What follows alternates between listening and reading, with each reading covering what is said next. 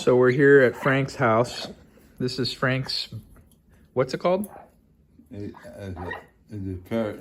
It's a red-headed parrot? Amazon.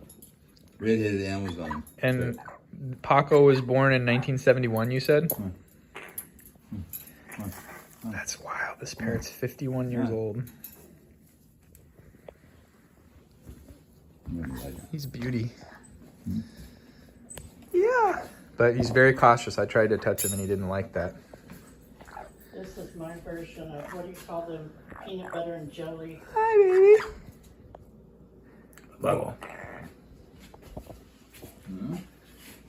Make your wing go up. Make your wing go up. Come on. He'll show off for me? Oh, no.